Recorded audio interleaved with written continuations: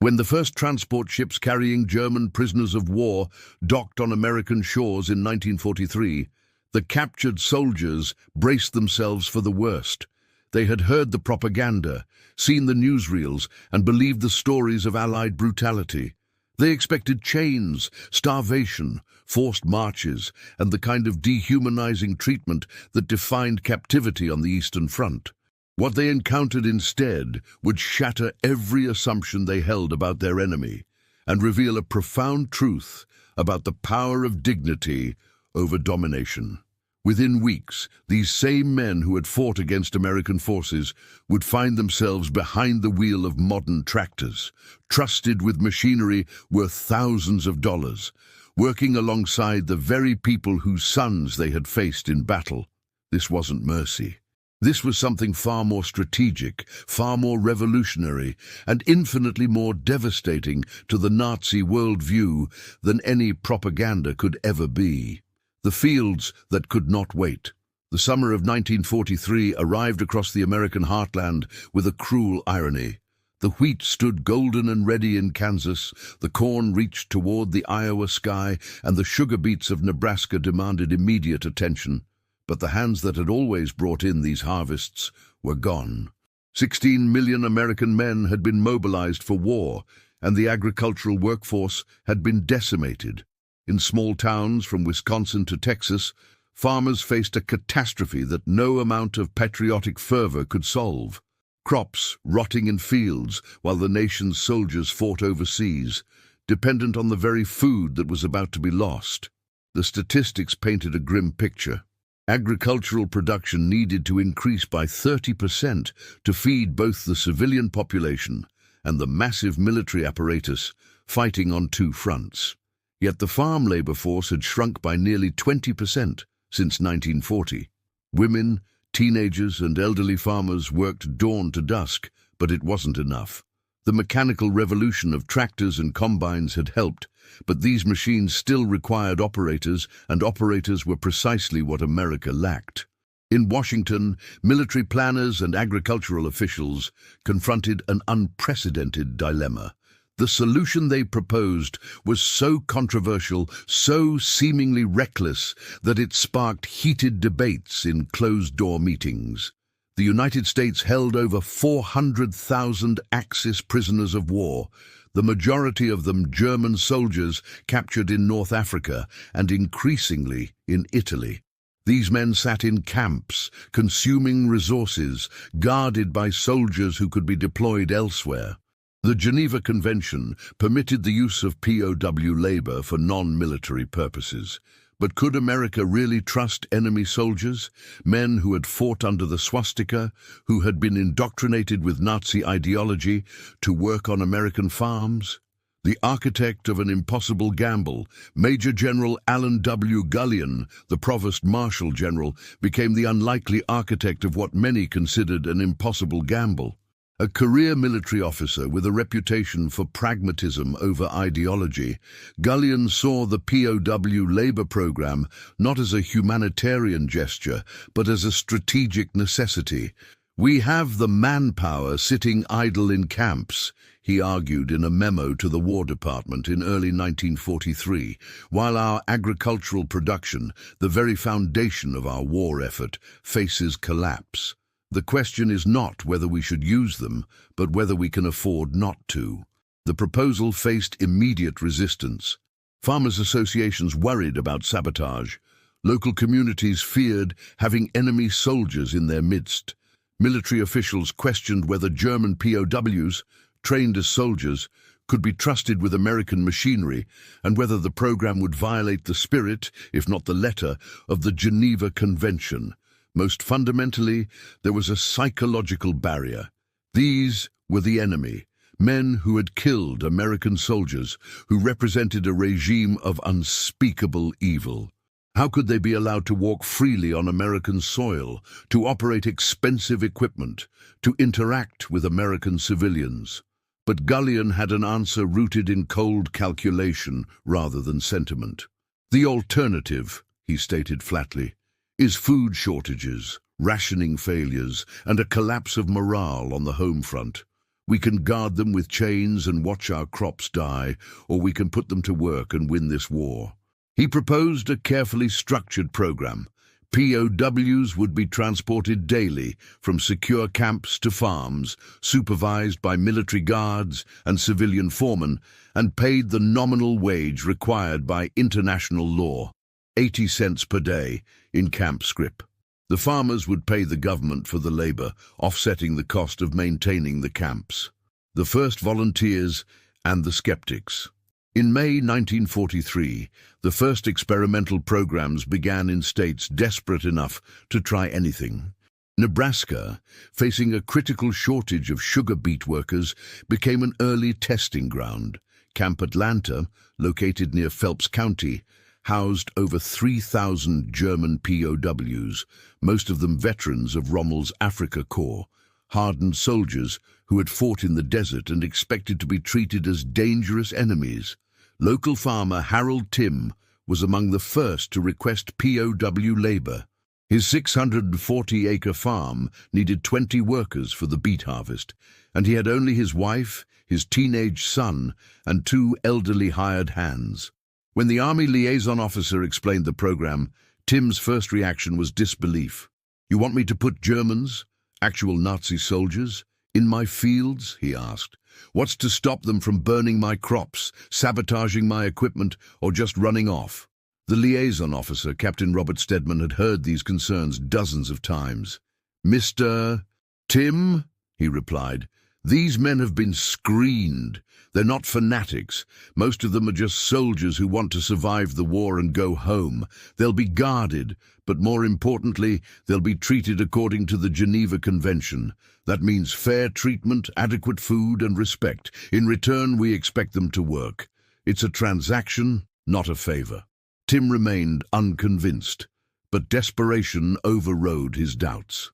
On a humid morning in June, a military truck arrived at his farm, carrying 10 German POWs and 2 armed guards.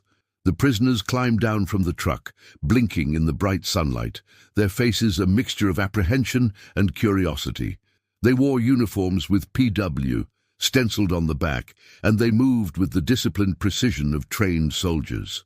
The moment of truth. What happened next would become a defining moment, repeated thousands of times across the American Midwest over the next 3 years. Tim walked toward the group, studying the men who had been his enemies. They were younger than he expected, most in their early 20s, lean from months of military rations, their eyes wary but not hostile. Through a translator, Tim explained the work. Thinning sugar beets, a backbreaking task that required precision and endurance.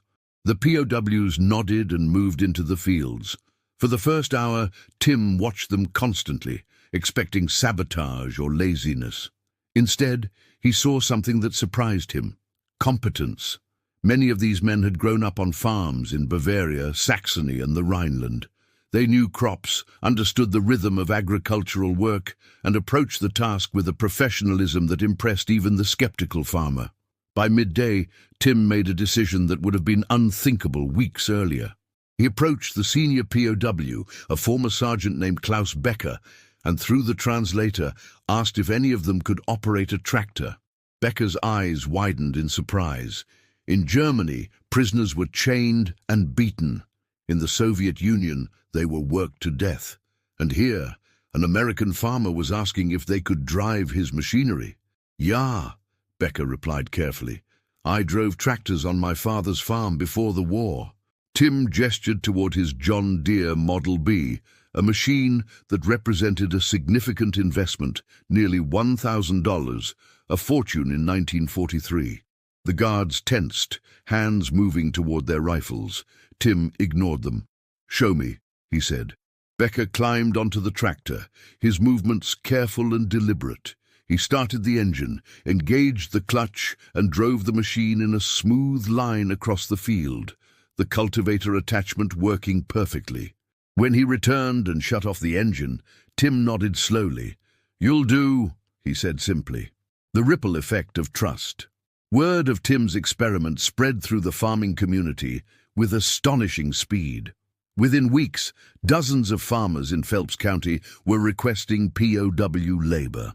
The initial skepticism gave way to pragmatic acceptance. These men could work, they didn't sabotage equipment, and they were desperately needed. By August 1943, over 1,500 German POWs were working on Nebraska farms, and the program was expanding to Iowa, Kansas, Wisconsin, and beyond. The military carefully documented every aspect of the program. Reports noted that escape attempts were rare. Fewer than 1% of POWs assigned to farm labor tried to flee, and most of those were recaptured within hours.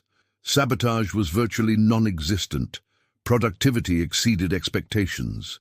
Farmers reported that German POWs often worked harder than civilian laborers, driven by a combination of military discipline, gratitude for decent treatment, and the simple human desire to be useful rather than idle.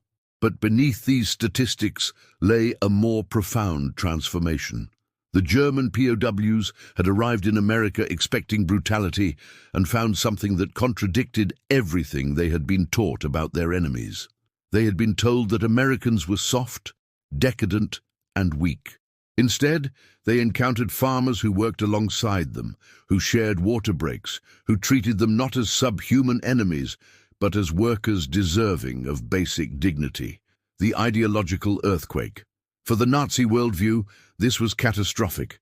The entire edifice of fascist ideology rested on the premise of racial hierarchy, of strength through domination, of the weak being crushed by the strong. Yet here were German soldiers, defeated and captured, being trusted with valuable machinery, treated with a respect that their own regime rarely showed its own people. The cognitive dissonance was profound. In the barracks at Camp Atlanta, POWs debated what they were experiencing. Hardline Nazis among them insisted it was a trick, a propaganda ploy. But the majority, especially those who worked on the farms, couldn't reconcile that explanation with their daily reality. They were eating better than they had in the Wehrmacht. They were working with modern equipment. They were being paid, however, nominally. And most unsettling of all, they were being treated as human beings by people who had every reason to hate them. One POW, writing in a diary that would later be preserved in military archives, captured the confusion. We expected chains and found keys to tractors. We expected cruelty and found fairness. How do we explain this to ourselves? How do we maintain our belief in the superiority of our cause when our enemies demonstrate a superiority of character we were told they could never possess? By the end of 1943, the POW farm labor program was no longer an experiment. It was a strategic necessity and an ideological weapon more powerful than any propaganda campaign. The harvest had been saved, but something far more significant had been planted: doubt in the minds of German soldiers about everything they had been taught, and a demonstration to the world that America's strength lay not in brutality, but in the revolutionary idea that even enemies deserved dignity. The fields of Nebraska, Iowa, and Kansas had become an unlikely battlefield, and the weapon was not violence but trust. The war would continue for 2 more years, but for thousands of German POWs, the real defeat had already begun. Not through force, but through the simple, devastating act of being treated as human beings by the nation they had been taught to despise. The dawn routine of a new reality. The summer of 1944 brought an intensification of the POW farm labor program that would have seemed impossible just a year earlier. By June, over 200,000 German prisoners were working across 46 states, with the heaviest concentration in the agricultural heartland. The routine became standardized, almost mundane in its regularity, yet for the men who lived it, each day represented a continued assault on everything they thought they knew about war, captivity, and their enemy. At Camp Clarinda in Iowa, housing 4,800 German POWs, the day began at 5:30 a.m. Prisoners assigned to farm details assembled in the pre-dawn darkness, their breath visible in the cool morning air. They climbed into military trucks, 40 men per vehicle, and were transported to farms within a 50-mile radius. The guards accompanying them were often older soldiers, men deemed unfit for combat duty, armed but rarely aggressive. The relationship between guards and prisoners had evolved into something neither side had anticipated: professional courtesy bordering on camaraderie. Sergeant Walter Krauss, a POW who had been captured at Kasserine Pass in Tunisia, later described the transformation in a letter smuggled back to Germany. "We leave the camp each morning not as prisoners being marched to punishment, but as workers being transported to a job. The Americans treat this as labor, not as penance. It is efficient, organized, and strangely respectful. This is not what we were told to expect." The machinery of trust. The farms themselves presented challenges that went far beyond simple agricultural labor. American farming in the 1940s was undergoing rapid mechanization, and the equipment was both expensive and complex.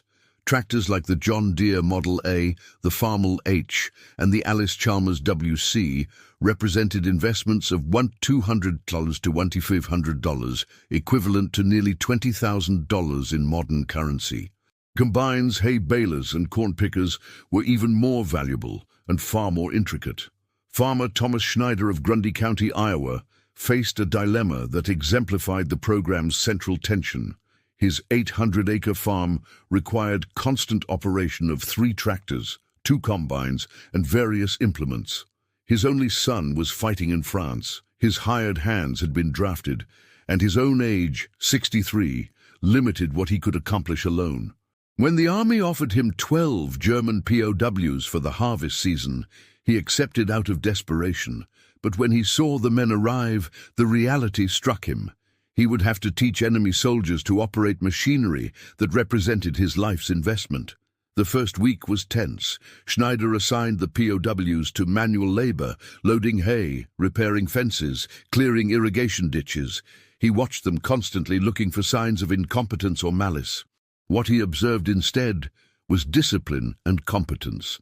These men worked with military precision, following instructions exactly, never complaining about the brutal heat or the 14-hour days.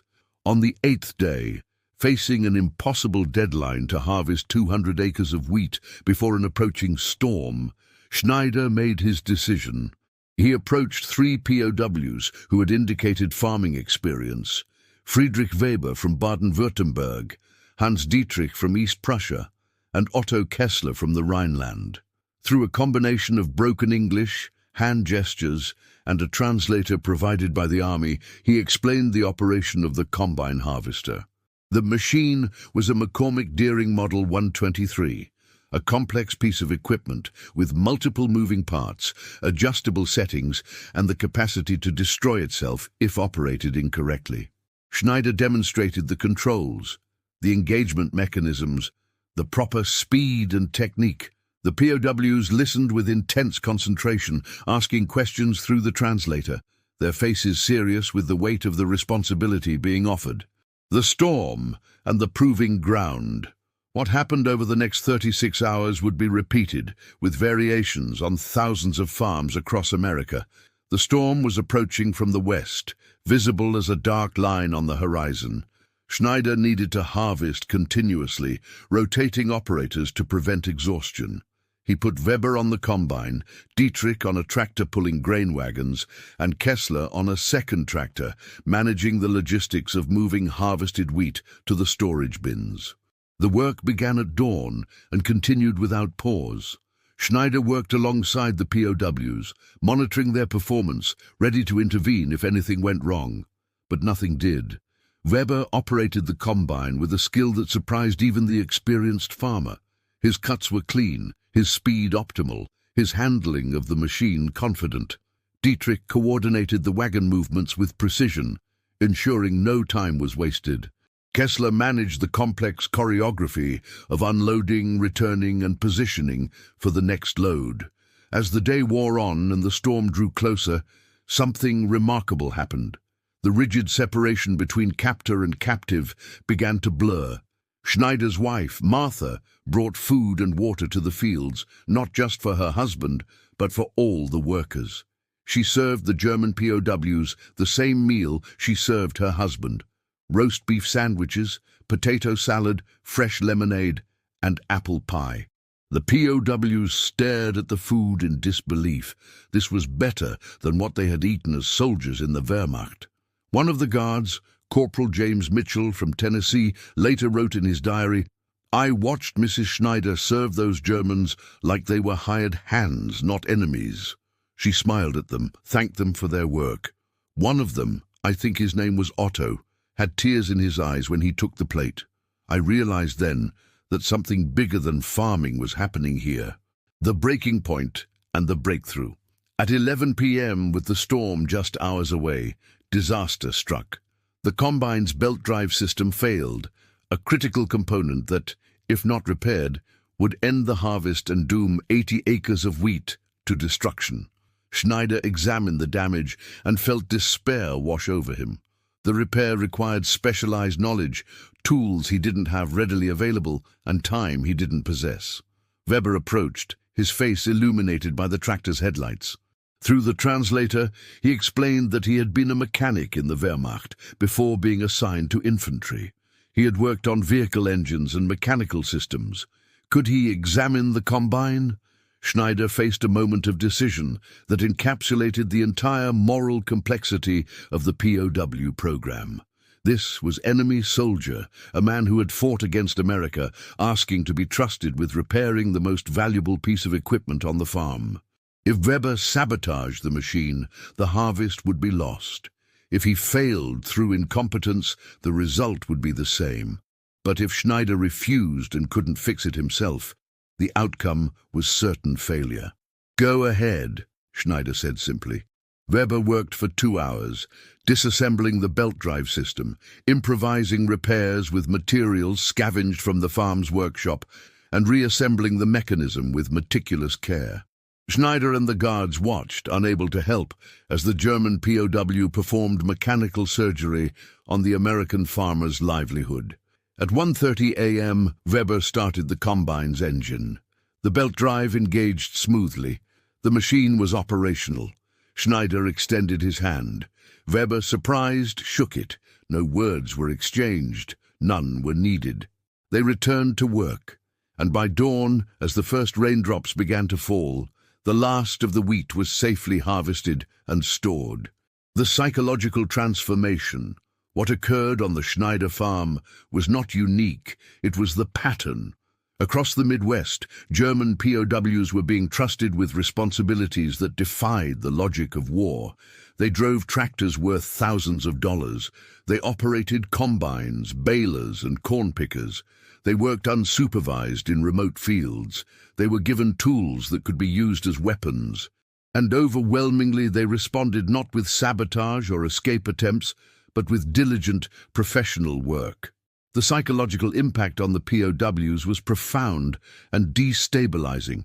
Nazi ideology had taught them that strength came through domination, that the weak existed to serve the strong, that mercy was weakness. Yet here they were, defeated and captured, by definition weak in the Nazi worldview, being treated with a dignity that contradicted everything they had been taught.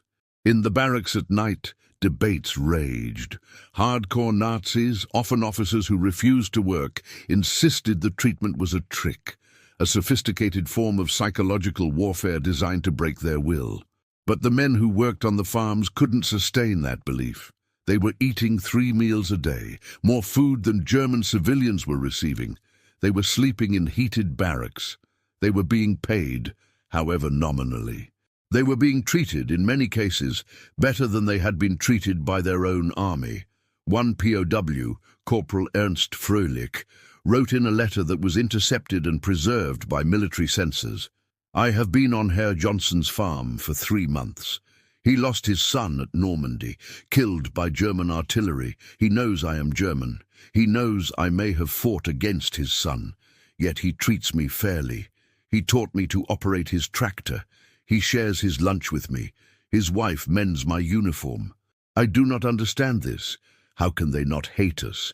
How can they show us kindness when we have caused them such pain?" Everything I was taught about Americans being weak and decadent is proven false every day.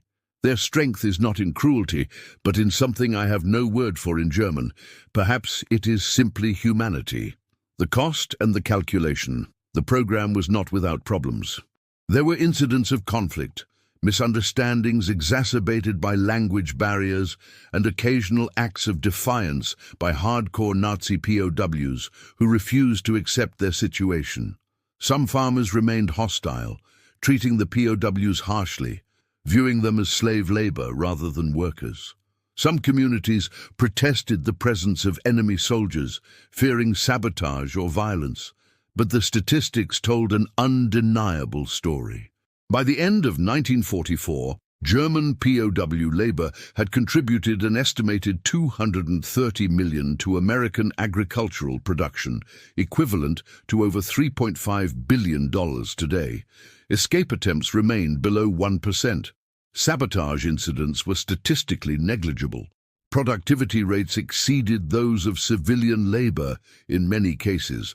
The program had evolved from a desperate experiment into a strategic success that was saving American agriculture while simultaneously undermining Nazi ideology from within. The fields of America had become an ideological battlefield, where the weapon was not violence but dignity, not force but fairness. And for thousands of German POWs, the experience was creating a cognitive dissonance that would shape their understanding of democracy, human rights, and the fundamental nature of strength for the rest of their lives.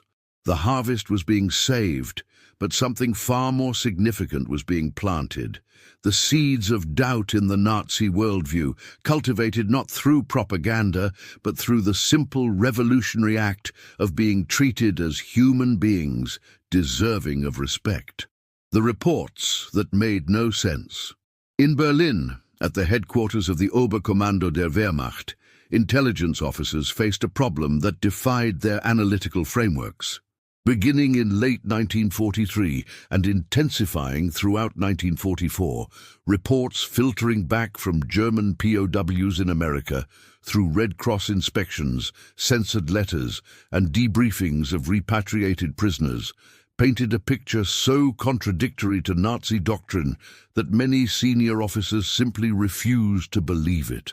Oberst Heinrich Müller, an intelligence analyst assigned to assess POW conditions in enemy nations, compiled a report in August 1944 that would circulate among confused Wehrmacht leadership. The document, preserved in captured German archives, revealed the depth of their bewilderment. Prisoners report adequate food rations exceeding those available to German civilians. They describe working on farms with minimal supervision, operating expensive agricultural machinery, and receiving treatment consistent with Geneva Convention standards. Some reports claim American farmers share meals with prisoners and engage in friendly conversation. These accounts are so inconsistent with expected enemy behavior that we must consider either systematic deception or a fundamental misunderstanding of American strategic intentions. The problem for German intelligence was that the reports were too consistent, too detailed, and too widespread to dismiss as fabrication.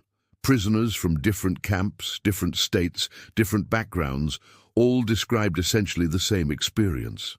They spoke of trust, where brutality was expected, of dignity where humiliation should have prevailed, of an enemy that seemed to operate according to principles that made no sense within the Nazi understanding of power. The doctrinal impossibility Nazi ideology rested on a foundation of racial hierarchy and the glorification of strength through domination. The concept of treating defeated enemies with respect was not merely foreign to this worldview, it was philosophically impossible. Strength, in the fascist framework, meant the ability to impose one's will through force. Mercy was weakness. Kindness to enemies was a form of racial and ideological contamination. General Wilhelm Keitel, chief of the OKW, expressed this confusion in a meeting recorded by his adjutant in September 1944. How do we explain to our soldiers that the Americans, whom we have characterized as decadent and weak, are defeating us while simultaneously treating our captured men better than we treat our own.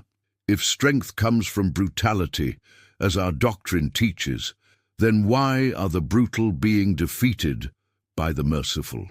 This is a contradiction that undermines the very foundation of our ideology. The German High Command attempted several explanations, none of which proved satisfactory. Some argued it was sophisticated psychological warfare, that Americans were treating POWs well to encourage surrender and undermine German fighting spirit. Others suggested it was evidence of American naivety, a weakness that would ultimately lead to their defeat. A few, in private conversations, began to wonder if perhaps the fundamental assumptions of Nazi ideology were flawed. But for the soldiers in the field, for the officers receiving letters from captured comrades, the confusion was more immediate and personal. How could they maintain belief in German superiority when their captured brothers were writing about being trusted with tractors, fed better than civilians at home, and treated with a respect that many had never experienced in their own army? The voice of the perplexed enemy Hauptmann Friedrich Steiner, a company commander in the 352nd Infantry Division fighting in Normandy, received a letter from his brother Klaus, a POW working on a farm in Wisconsin. The letter, which passed through both American and German censors, contained passages that Steiner read repeatedly, unable to reconcile with his understanding of the war. Dear Friedrich, I know you will find this difficult to believe, but I must tell you the truth of my situation. I am working on a farm owned by a man named Robert Hansen. His son was killed at Anzio, killed by our forces. Yet when he learned I had farming experience, he taught me to operate his tractor, a machine worth more than our father earned in 5 years. He does not chain me. He does not beat me. He pays me the wage required by international law and treats me as he would any worker. His wife prepares meals that I share with the family. They have a daughter, 16 years old, who practices her German by speaking with me, and they do not fear leaving her in my presence. Friedrich, I do not understand this enemy. We were taught they were weak, but I see a strength in them that we were never taught to recognize. They have defeated us, captured us, and yet they treat us with a dignity that makes me question everything we were told about the nature of power. Steiner shared the letter with his fellow officers, and it sparked heated debates in the dugouts and command posts of the Atlantic Wall. Some dismissed it as propaganda, claiming Klaus had been coerced into writing such things. Others argued it was evidence of American stupidity, that they were too foolish to properly guard and control their prisoners. But a growing number, especially those who had fought against American forces and witnessed their competence, began to experience a cognitive dissonance that was deeply unsettling. Lieutenant Hans Becker, a platoon leader who had fought in North Africa, articulated the confusion in his diary. We have been taught that the Americans are soft, that their democracy makes them weak, that their respect for individual rights is a fatal flaw. Yet these same Americans have defeated us in Africa, are defeating us in Italy, and have now invaded France with a force and competence that exceeds anything we anticipated. And now we learn they treat our captured soldiers with a decency we rarely show our own men. How do we reconcile this? If they are weak, why are they winning? If they are strong, then what does that say about our own ideology of strength through brutality? The intelligence failure. The German intelligence apparatus, so effective in many areas of the war, proved completely unable to analyze or counter the psychological impact of the POW farm labor program. The Abwehr and later the SS intelligence services compiled extensive reports on American POW camps, documenting conditions, treatment, and the work programs. But they approached the analysis through the lens of Nazi ideology, which made accurate interpretation impossible.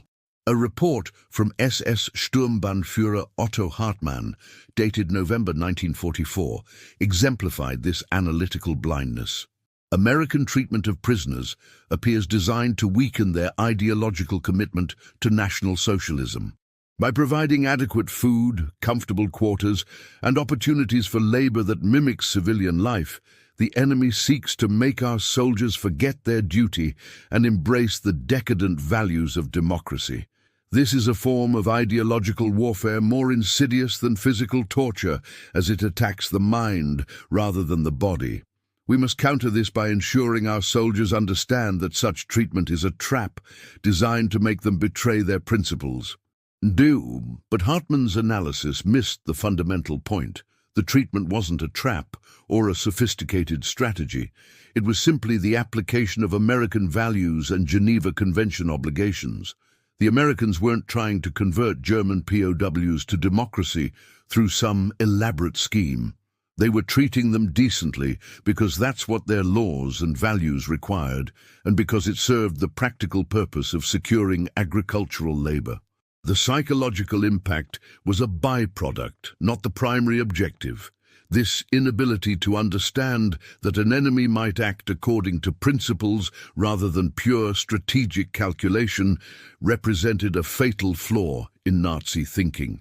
The ideology was so totalitarian, so focused on power as the only meaningful currency, that it couldn't comprehend a system where law, ethics, and practical necessity could coexist and even reinforce each other. The soldiers who stopped believing by early 1945, as Germany's military situation became increasingly desperate, the psychological impact of the POW reports began to affect combat effectiveness. Soldiers facing capture by American forces increasingly viewed it not as a fate worse than death, but as a potentially preferable alternative to continued fighting in a losing war. Interrogation reports from American intelligence officers noted a significant change in the attitudes of German prisoners captured in late 1944 and early 1945. Many expressed relief at being captured, and some admitted they had deliberately sought capture rather than continue fighting. When questioned about their expectations of captivity, a surprising number mentioned letters or reports from other POWs describing conditions in America. One interrogation report, filed by Captain James Morrison of the 2nd Infantry Division in January 1945, documented a conversation with a captured German corporal. The prisoner, Corporal Werner Schmidt, stated that he and several members of his squad had discussed surrendering for weeks before the opportunity arose. When asked why, he produced a letter from his cousin, a POW working on a farm in Iowa. The letter described conditions that Schmidt initially thought were propaganda, but which were corroborated by other soldiers who had received similar letters. Schmidt stated, "We knew the war was lost. We knew we would either die fighting or be captured. When we learned that capture by Americans meant food, safety, and decent treatment, the choice became obvious. Why die for a cause that is already defeated when the enemy offers life and dignity?" The ideological earthquake. The confusion and demoralization spreading through German ranks represented something more profound than simple war weariness. It was an ideological earthquake that struck at the foundation of Nazi belief. The regime had built its appeal on the promise of strength, on the idea that Germany's destiny was to dominate through superior will and ruthless application of power. The entire justification for the war, for the sacrifices demanded of the German people, rested on the premise that their ideology was superior and would therefore triumph. But the reality of American treatment of POWs contradicted this narrative at every level. The Americans were winning the war while adhering to laws and principles that Nazi ideology dismissed as weakness. They were demonstrating a form of strength, moral, economic, organizational, that the Nazi framework had no capacity to recognize or counter. And most devastatingly, they were treating defeated German soldiers with a dignity that many had never experienced under their own regime. In the final months of the war, as Germany collapsed, this cognitive dissonance would play a role in the rapid disintegration of resistance. Soldiers who might have fought to the death for an ideology they believed in found it increasingly difficult to maintain that belief when confronted with evidence that everything they had been taught was wrong. The fields of Iowa and Nebraska, the farms of Wisconsin and Kansas, had become weapons in an ideological war that Germany had already lost. Not through propaganda or coercion, but through the simple, devastating demonstration that democracy's strength lay not in brutality, but in its capacity to remain true to its principles even when dealing with enemies. The perplexity of the German command, their inability to understand or counter what was happening, was itself a form of defeat. They had been outfought militarily, outproduced economically, and now they were being outthought ideologically by an enemy they had been taught to despise as weak and decadent. The confusion was complete, and with it came the slow, inexorable collapse of certainty that had sustained the Nazi war effort, the winter of impossible demands. The winter of 1944-1945 brought the POW farm labor program to its greatest test. The agricultural demands had not diminished with the season. If anything, they had intensified. Dairy farms required constant labor regardless of weather. Livestock needed feeding and care. Equipment required maintenance and repair before spring planting. And the war, far from winding down, had escalated to a ferocity that strained every aspect of American society. The Battle of the Bulge in December 1944 created an immediate crisis for the POW program. Military resources were redirected to the European front, including guards who had been assigned to POW camps and farm details. Simultaneously, the number of German prisoners arriving in America surged as the Allied advance captured entire divisions. By January 1945, the United States held over 425,000 German POWs with inadequate facilities, insufficient guards, and an agricultural sector that depended on their labor more than ever. Colonel Howard Breese, now overseeing POW operations for the 7th Service Command covering the Midwest, faced an impossible equation. He needed to increase POW labor output while reducing guard personnel, expand camp capacity without construction resources, and maintain security with a force stretched beyond its limits. The solution he proposed was so radical that it sparked immediate controversy. Reduce supervision, increase trust, and allow POWs greater autonomy in their work assignments. The proposal that shocked the system. In a memorandum dated January 15, 1945, Breese outlined his plan. Current guard-to-prisoner ratios of 1:10 for farm labor details are unsustainable given personnel demands of the European theater. Propose reducing ratios to 1:20 or even 1:30 for POWs with established work records and no disciplinary issues. Further propose allowing screened POWs to work on remote farms with periodic, rather than constant supervision, relying on honor system and practical incentives, continued good treatment, adequate food, eventual repatriation to ensure compliance. The proposal was met with immediate resistance from multiple quarters. Security officers argued it was reckless, that it would lead to mass escapes and potential sabotage. Some politicians denounced it as coddling the enemy. Military traditionalists insisted it violated the fundamental principle that prisoners must be constantly guarded. Even some farmers expressed concern, worried that unsupervised POWs might steal, damage property, or simply disappear. But Breese had data on his side. Over 18 months of the program, escape attempts had remained below 1%. Sabotage incidents were virtually non-existent. POW work productivity exceeded civilian labor in most categories. And most tellingly, POWs who had been treated well and given responsibility had proven remarkably reliable. The statistics suggested that trust, far from being a security risk, was actually enhancing compliance. The debate reached the War Department, where it landed on the desk of Assistant Secretary of War, John McCloy. McCloy, a pragmatist who would later play a crucial role in post-war reconstruction, made a decision that prioritized practical necessity over ideological purity.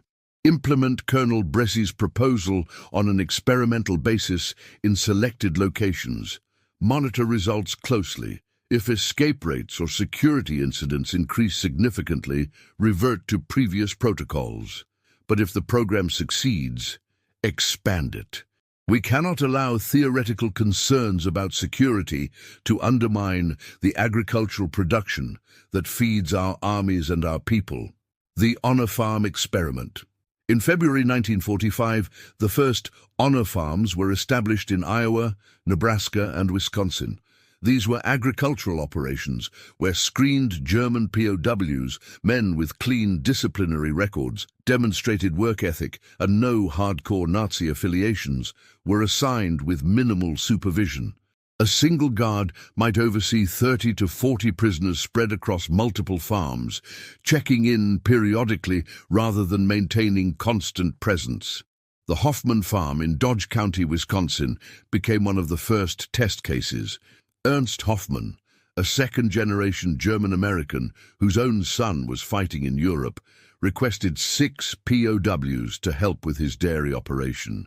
The Army assigned him 6 men from Camp McCoy, all of whom had worked on farms for over a year with exemplary records.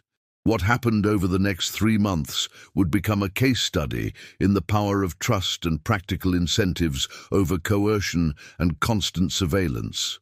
The POWs were housed in a converted barn on the property, provided with adequate heating, food, and basic amenities.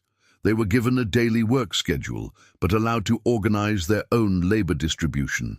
A guard visited twice daily, morning and evening, but was not present during the work hours. The results exceeded even optimistic projections. The POWs not only completed their assigned tasks, but took initiative to improve farm operations. One prisoner, a former agricultural engineer named Martin Schneider, identified inefficiencies in the milking operation and proposed modifications that increased productivity by 15%. Another, Klaus Zimmermann, repaired a broken hay baler that Hoffman had considered beyond salvage, saving the farmer over $800 in replacement costs. The crisis that tested everything. In March 1945, a severe late winter storm struck the upper Midwest, bringing blizzard conditions that isolated farms and created life-threatening situations for livestock. The Hoffman Farm, like hundreds of others, faced a crisis. Cattle needed constant care, milking couldn't be delayed, and the storm made travel impossible. The scheduled guard visit didn't occur. The roads were impassable. For 3 days, the 6 German POWs on the Hoffman Farm worked without any supervision whatsoever. They were, in practical terms, free men. They could have walked away, attempted to disappear into the storm, or simply refused to work. Instead, they maintained the farm operation with a dedication that astonished Hoffman. Schneider organized the work schedule, ensuring the cattle were fed and milked on time despite the brutal conditions. Zimmermann repaired a furnace that failed during the storm, preventing the water pipes from freezing. The group worked 16-hour days, battling through snowdrifts to reach the barn, maintaining operations that, if interrupted, would have resulted in the death of livestock worth thousands of dollars. When the storm cleared and the guard finally reached the farm, he found the operation running smoothly, the POWs exhausted but present, and Hoffman nearly in tears with gratitude. "These men," he told the guard, "worked harder and with more dedication than any hired hands I've ever employed. They saved my farm, my livelihood, my animals, and they did it when they could have simply walked away." The ripple effect of success. Word of the Hoffman Farm incident and dozens of similar stories from other honor farms spread rapidly through military channels and farming communities. The experiment was proving that trust, combined with decent treatment and practical incentives, was not only viable but superior to constant coercion. By April 1945, over 15,000 German POWs were working under reduced supervision protocols. Escape rates actually decreased, dropping to 0.3%, lower than under constant guard. Productivity increased by an average of 12%. Farmers reported higher satisfaction with POW labor, and the POWs themselves showed improved morale and cooperation. The military conducted extensive interviews with POWs in the Honor Farm program, trying to understand the psychological mechanisms at work. The responses were remarkably consistent. Corporal Heinrich Weber, working on a farm in Iowa, explained it in terms that captured the broader dynamic. Why would I escape? Where would I go? The war is clearly lost. Germany is being destroyed. Here I have food, shelter, meaningful work and decent treatment. I am trusted with responsibility. I am treated as a human being, not as a slave or an animal. When this war ends, I will return to Germany. But I will remember that the enemy I was taught to hate treated me better than my own government ever did. That is a powerful thing. The innovation born of necessity. The success of the reduced supervision program sparked additional innovations. Some farms began paying POWs small bonuses in camp scrip for exceptional work or productivity improvements. Others allowed POWs to participate in decision-making about farm operations, recognizing that many had agricultural expertise that exceeded that of the farmers themselves. One particularly innovative program, initiated by a consortium of farms in Phelps County, Nebraska, created a technical training system where POWs with specialized skills taught other POWs. A former mechanic taught engine repair. An agricultural engineer taught modern farming techniques. A carpenter taught woodworking and construction. The program served dual purposes. It kept POWs productively occupied during winter months when farm labor was limited, and it created a more skilled workforce for the spring planting season. The military documented these innovations meticulously, recognizing that something unprecedented was occurring. Traditional military doctrine held that prisoners should be controlled through force, surveillance, and the threat of punishment. But the American POW farm labor program was demonstrating that an alternative approach, based on incentives, trust, and mutual benefit, could be more effective. The ideological implications. The success of the Honor Farm program and related innovations represented more than just efficient labor management. It was a practical demonstration of democratic principles in action. The Nazi ideology that had sent these men to war was based on hierarchy, domination, and the belief that strength came through the ruthless application of power. The American approach proved that cooperation, trust, and respect for human dignity could produce superior results. This wasn't lost on the POWs themselves. In barracks discussions, in letters home, in conversations with guards and farmers, German prisoners grappled with the implications of their experience. They had been defeated militarily, which could be explained by material superiority, American industrial capacity, resources, manpower, but they were also being defeated ideologically, and that was far more difficult to rationalize. One POW, writing in a diary that would later be preserved in the National Archives, captured this realization. We were taught that democracy was weak, that respect for individual rights was a fatal flaw, that only through total obedience and ruthless hierarchy could a nation be strong. But here I am, a prisoner of war, being trusted to operate expensive machinery, being treated with dignity, being given responsibility. And this system, this democratic, individualistic, supposedly weak system, has defeated us utterly, not just militarily but morally. They have proven that their way works better than ours. That is the defeat that cannot be explained away. The crisis overcome. By May 1945, as Germany surrendered and the war in Europe ended, the POW farm labor program had evolved into something that would have been unimaginable in 1943. Over 200,000 German POWs were working on American farms, many with minimal supervision, producing food that fed both American civilians and the continuing war effort in the Pacific. The program had overcome every crisis thrown at it: resource shortages, personnel limitations, severe weather, and the inherent challenges of managing enemy prisoners in a democratic society. The triumph was not just logistical, but philosophical. America had demonstrated that its values, respect for law, human dignity, and practical problem-solving, were not weaknesses to be exploited, but strengths that produced tangible results. The fields and farms of the Midwest had become proving grounds for democracy itself, and the evidence was overwhelming. Trust worked better than coercion, dignity produced better results than degradation, and pragmatism rooted in principle was superior to ideology rooted in brutality.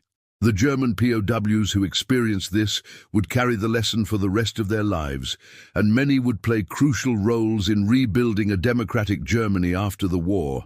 The crisis had been overcome not through force, but through innovation born of necessity and guided by values that proved stronger than any ideology of domination.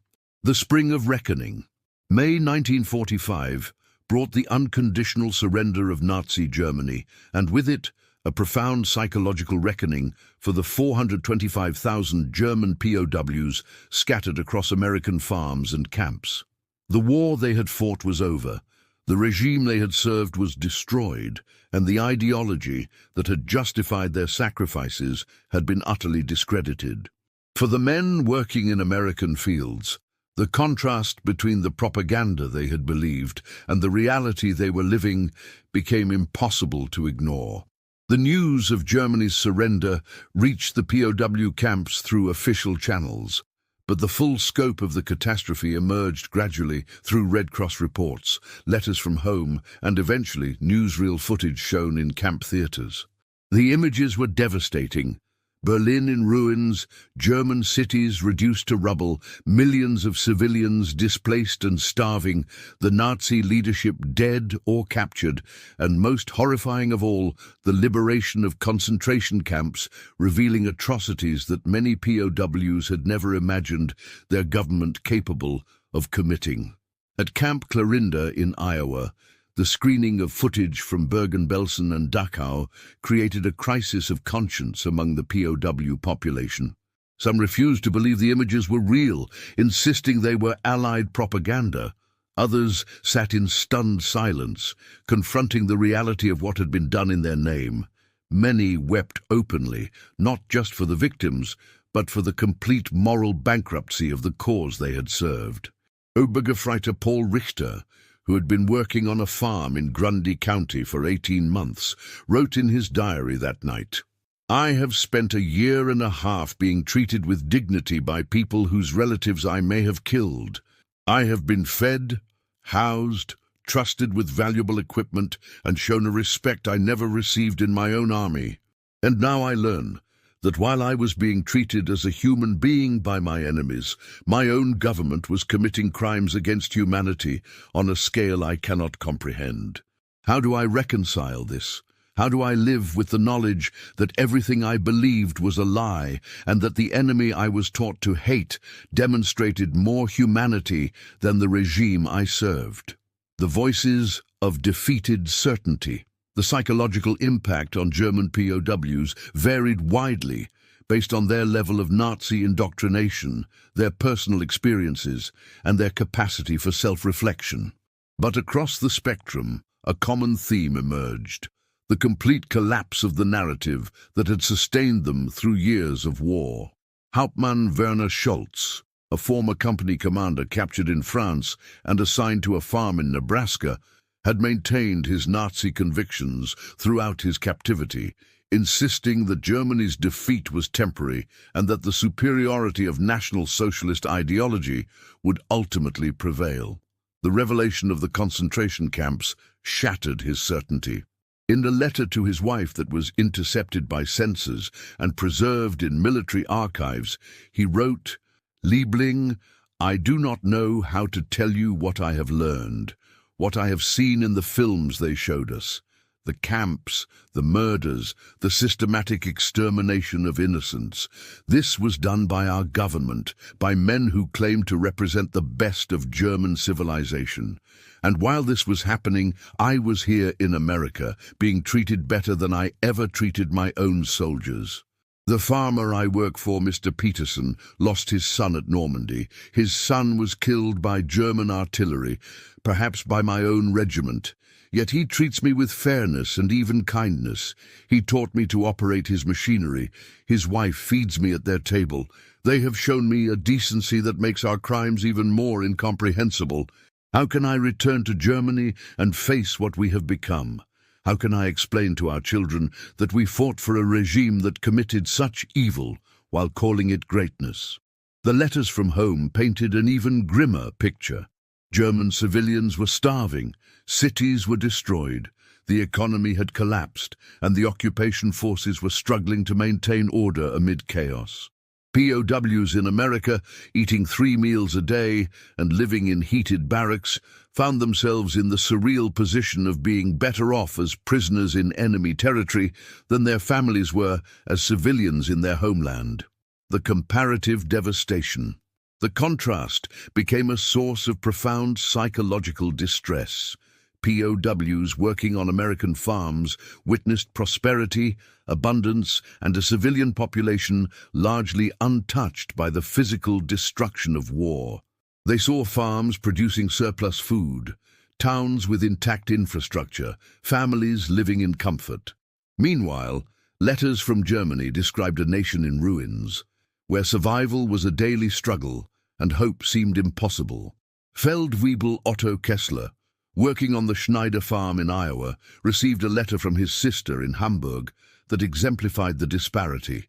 Dear Otto, I am grateful you are alive and pray for your safe return, but I must tell you the truth of our situation. Our city is destroyed. We live in the basement of what was once our apartment building. Food is scarce. We survive on rations that would not feed a child adequately. There is no heat, no electricity for most of the day, no clean water. Disease is spreading.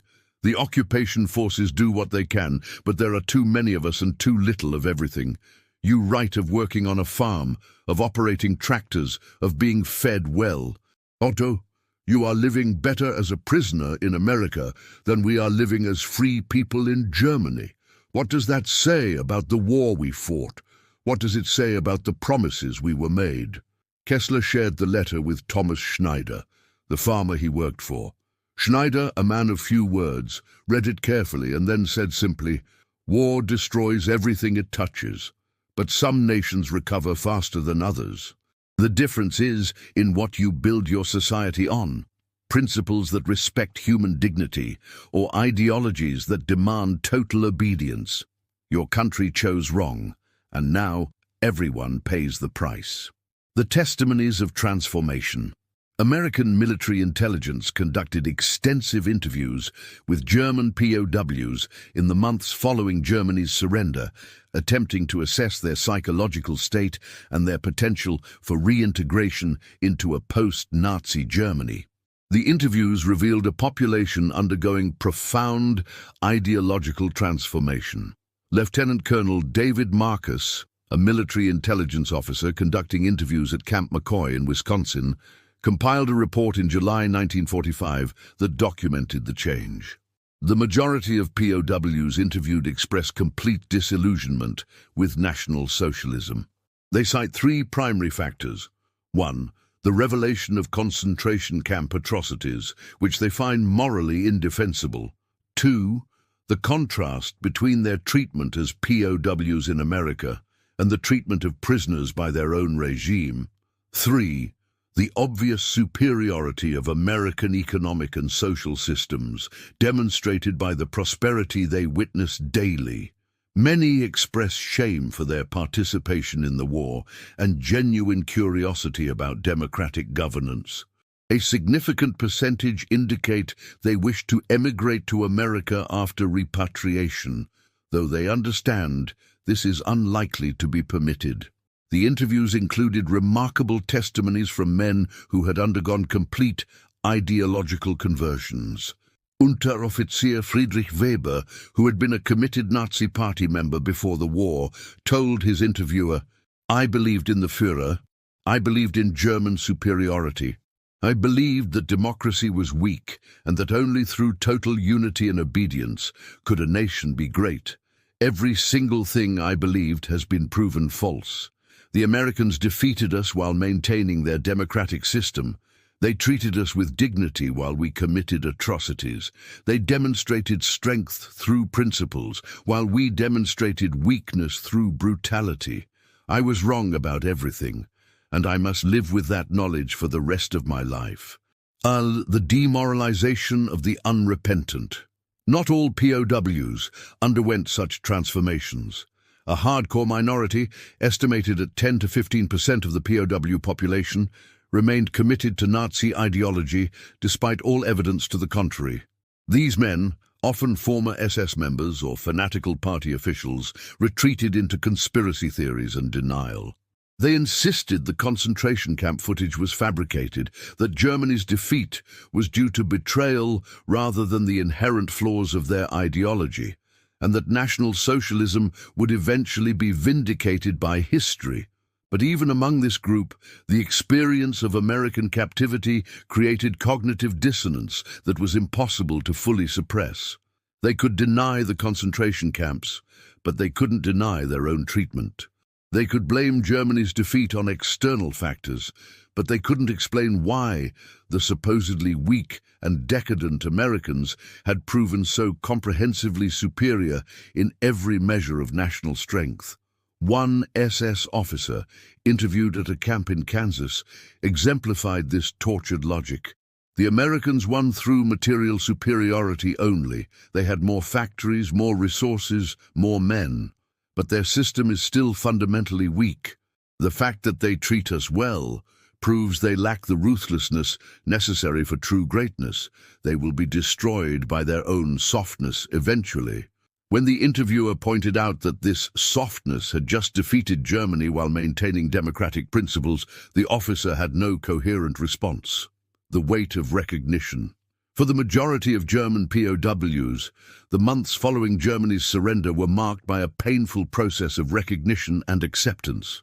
They had to confront not just military defeat, but moral defeat. They had to acknowledge that they had fought for a regime that committed unprecedented evil, and that the enemy they had been taught to despise had demonstrated a moral superiority that was undeniable. This recognition was made more painful by the kindness they had received.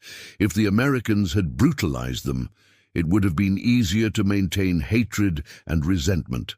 But the decent treatment, the trust, the basic human respect, these made it impossible to sustain the Nazi narrative of American degeneracy and weakness. Gefreiter Ernst Fröhlich, working on a dairy farm in Wisconsin, articulated this in a letter to his parents. "The hardest part is not the defeat itself, but the realization that we deserve to be defeated. We fought for evil, and we were beaten by people who, despite all our propaganda, proved to be better than us in every way that matters. They were stronger, more productive, more innovative, and most devastatingly more humane. I work for a man whose son I may have killed, and he treats me with fairness. That kindness is harder to bear than any punishment, because it forces me to confront the truth. We were the villains in this story, and we lost not just militarily, but morally." The collapse complete. By the summer of 1945, the psychological transformation of the German POW population in America was nearly complete.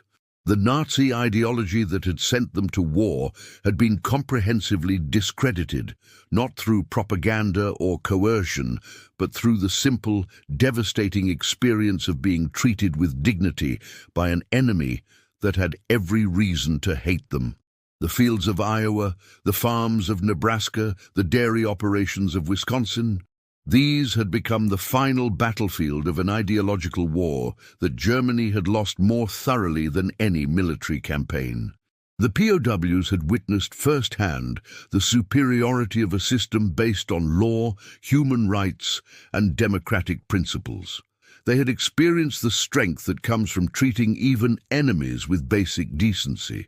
And they had learned, through the most painful possible education, that the Nazi promise of greatness through brutality was not just wrong, but catastrophically, irredeemably false. The demoralization was complete, the certainty shattered, and the recognition inescapable. They had fought for the wrong side, believed in the wrong ideology, and been defeated by a nation that proved its superiority not through cruelty, but through the revolutionary act of remaining true to its principles, even in war. That lesson would shape the remainder of their lives and play a crucial role in the democratic reconstruction of Germany in the years to come. The long road home. The repatriation of German POWs from America began in earnest in the spring of 1946, a full year after Germany's surrender. The delay was deliberate. America needed the labor for one final planting and harvest season, and military logistics prioritized returning American servicemen before enemy prisoners.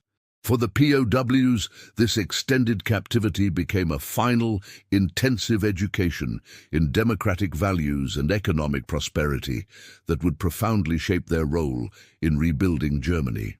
During those additional months, the POW farm labor program continued with remarkable consistency. Over 200,000 German prisoners worked through the spring planting of 1945, the summer harvest, the fall preparations, and into the winter of 1945 to 1946. They had become, in many cases, integral parts of the farms where they worked. Relationships that had begun as necessity had evolved into something more complex, not quite friendship, given the circumstances, but mutual respect, born of shared labor and demonstrated trustworthiness. Thomas Schneider, the Iowa farmer who had first trusted German POWs with his tractor in 1943, found himself facing an unexpected emotion as his workers prepared to leave in March 1946. Genuine sadness. Friedrich Weber, Otto Kessler, and Hans Dietrich had worked on his farm for nearly 3 years. They had saved his harvest during the storm of 1943, maintained his equipment through multiple seasons, and helped him survive the labor shortage that had threatened to destroy his livelihood. On their final day, Schneider did something that would have been unthinkable at the war's beginning. He shook each man's hand, thanked them for their work, and gave them letters of recommendation, documents attesting to their skills, work ethic, and character. "You were prisoners," he told them through a translator, "but you were also good workers and decent men. What your government did was evil, but you are not your government. Remember that when you go home. Remember that people can be better than their politics." The return to ruins. The German POWs who boarded ships in New York, Boston, and other Atlantic ports in 1946 were returning to a nation that bore little resemblance to the one they had left. Germany was divided into occupation zones. Its cities were rubble, its economy was shattered, and its population was traumatized and demoralized. Food was scarce, housing was inadequate, and the psychological weight of collective guilt for Nazi crimes hung over everything. But the returning POWs brought with them something unexpected and invaluable, a vision of how a society could function differently. They had spent years witnessing American prosperity, efficiency, and democratic governance in action. They had seen farms that produced surplus rather than scarcity, communities that functioned through cooperation rather than coercion, and a system that respected individual rights while maintaining social order.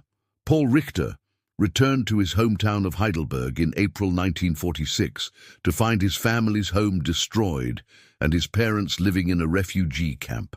The devastation was overwhelming, but Richter carried with him skills and knowledge acquired on an Iowa farm. Within weeks, he had organized a cooperative farming project on abandoned land outside the city, applying American agricultural techniques he had learned. The project produced food for over 200 families that first season and became a model for similar initiatives across the American occupation zone. When asked by British journalists how he had learned such effective methods, Richter's answer was simple but profound. "I learned them from my enemies. I was a prisoner of war in America, and they taught me that productivity comes from treating workers with dignity, that efficiency comes from good organization, and that prosperity comes from cooperation rather than domination. These are lessons Germany needs to learn if we are to rebuild." The architects of a new Germany. The impact of the returned POWs on post-war Germany was far more significant than anyone had anticipated. Over 400,000 men returned with direct experience of American society, democratic governance, and economic systems that worked. In a nation desperate for leadership and direction, these men became influential voices for democratic reconstruction. Werner Scholz, the former Wehrmacht captain who had undergone a profound ideological transformation, became a teacher in Hamburg, educating a generation of German students about the dangers of totalitarianism and the value of democratic principles. In his classroom, he spoke openly about his experiences. "I fought for a regime that promised greatness and delivered catastrophe. I was captured by an enemy I was taught to hate, and they treated me with a decency that shamed everything I had believed. If Germany is to have a future, it must be built on the principles I witnessed in America: respect for human dignity, rule of law, and democratic governance. These are not weaknesses, as we were taught. They are the foundations of true strength." Otto Kessler returned to the Rhineland and became involved in local politics, eventually serving as a city councillor in Cologne. He advocated tirelessly for democratic reforms, agricultural cooperatives, and reconciliation with former enemies. In a speech delivered in 1950, he articulated the lesson that thousands of returned POWs had learned. "I operated American tractors as a prisoner of war.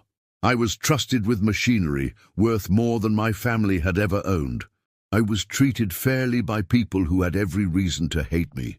That experience taught me that a society's strength is measured not by how it treats its friends, but by how it treats its enemies. Germany must learn this lesson if we are to rejoin the community of civilized nations." The statistical legacy. The long-term impact of the POW farm labor program could be measured in multiple dimensions. Economically, the program contributed an estimated $500 million to American agricultural production between 1943 and 1946, equivalent to over $7 billion in modern currency. This production was crucial to feeding both the American population and the Allied military forces, contributing directly to victory in the war.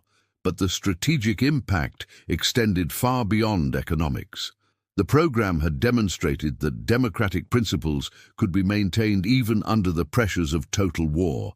America had adhered to the Geneva Convention, treated enemy prisoners with dignity, and proven that respect for human rights was not a weakness, but a source of strength. This demonstration had profound implications for America's post-war leadership and its ability to promote democratic values globally.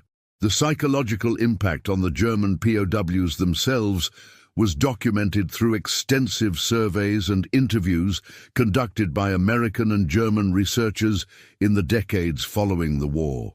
A 1960 study by the University of Heidelberg found that former POWs who had worked on American farms were significantly more likely to support democratic governance, express positive views of America, and participate in civic institutions than Germans who had not had that experience.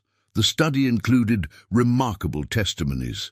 Ernst Fröhlich, interviewed in 1958, stated, "My time as a POW in America was the most important education of my life. I learned that democracy works, that prosperity comes from freedom and cooperation, and that treating people with dignity produces better results than treating them with brutality. These lessons shaped everything I did after the war: my career, my politics, my values. I tell my children that I was fortunate to be captured by Americans because that experience saved me from the ideology that destroyed Germany. The farms that changed history. The individual farms where German POWs worked became, in retrospect, unlikely classrooms of democracy. The Schneider Farm in Iowa, the Hoffman Dairy in Wisconsin, the Hansen operation in Nebraska, these and thousands of others had served as laboratories where the practical superiority of democratic values was demonstrated daily. The farmers themselves often didn't recognize the historical significance of what they were doing. They were simply solving a labor problem, trying to save their crops and maintain their livelihoods. But in doing so, they had become ambassadors of American values, teaching through example rather than propaganda. Harold Timm, the Nebraska farmer, who had been among the first to employ POW labor in 1943, reflected on the experience in an interview conducted in 1965. "I didn't set out to change anyone's mind about democracy or America. I just needed workers, and the army offered me German prisoners. But over 3 years, I watched those men change. They arrived expecting brutality and found fairness. They expected to be treated as slaves and were treated as workers. They saw American prosperity, American efficiency, and American values in action. When they left, they were different men than when they arrived. I like to think that maybe, in some small way, my farm helped build a better Germany by showing those men a better way to live." The enduring transformation. By the 1950s, West Germany had emerged as a stable democracy and an economic powerhouse, a transformation so rapid and comprehensive that it became known as the Wirtschaftswunder, the economic miracle. While many factors contributed to this success, the Marshall Plan, effective leadership, the German people's work ethic, the role of returned POWs in promoting democratic values and American-style economic practices was significant. Former POWs occupied positions throughout German society: teachers, politicians, businessmen, farmers, engineers.